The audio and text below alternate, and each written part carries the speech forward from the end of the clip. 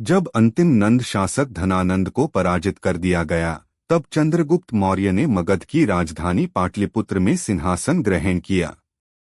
यह घटना लगभग ईसा पूर्व 321 के आसपास की मानी जाती है।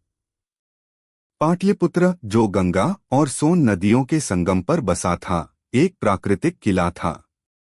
यह स्थान प्रशासन, व्यापार और सैन्य रणनीति के लिहाज से अत्यंत महत्वपूर्ण था। यही स्थान मौर्य साम्राज्य की राजधानी बना। राज्यारोहण समारोह बहुत भव्य था। जनता में उत्साह था। ब्राह्मणों ने वैदिक मंत्रों से उसका अभिषेक किया। चाणक्य उसके प्रमुख मंत्री और मार्गदर्शक बने। चंद्रगुप्त ने अपने शासन का मूल मंत्र रखा, जनता की रक्षा, न्याय और शक्ति। चंद्रगुप्त और चाणक्य का उद्देश्य केवल मगध पर शासन करना नहीं था, बल्कि पूरे भारत को एक साथ लाना था। उन्होंने एक संगठित प्रशासन, नियमित कर प्रणाली, मजबूत सेना और कूटनीतिक संबंधों की नींव डाली। प्रशासनिक ढांचा। साम्राज्य को प्रांतों में बांटा गया। प्रत्येक प्रांत में राजुक, गवर्नर की नियुक्ति हुई।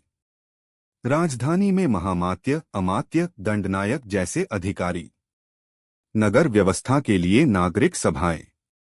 कर प्रणाली का निर्धारण, भूमि कर, व्यापार कर, पशुकर आदि। चाणक्य का अर्थशास्त्र इसी समय तैयार हुआ, जिसमें शासन, राजनीति, अर्थव्यवस्था, युद्धनीति, गुप्तचर तंत्र और जनता के कल्याण से संबंधित विस्तृत सिद्धांत थे। सिकंदर की मृत्यु के बाद उसका साम्राज्य कई भागों में बंट गया। उसका सेनापति सेल्यूकस निकेटर ने पूर्वी क्षेत्र पर अधिकार जमाना चाहा। उसने भारत की ओर सेना भेजी और चंद्रगुप्त से टक्कर ली।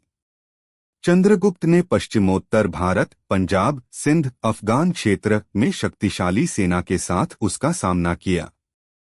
भयंकर युद्ध हुआ, लेकिन अंततः सेल्यूकस को पराजय स्वीकार करनी पड़ी। इस युद्ध के बाद चंद्रगुप्त और सेल्यूकस के बीच एक ऐतिहासिक संधि हुई। सेल्यूकस ने अपने भारतीय क्षेत्र चंद्रगुप्त को सौंपे। बदले में चंद्रगुप्त ने उसे 500 हाथी दिए।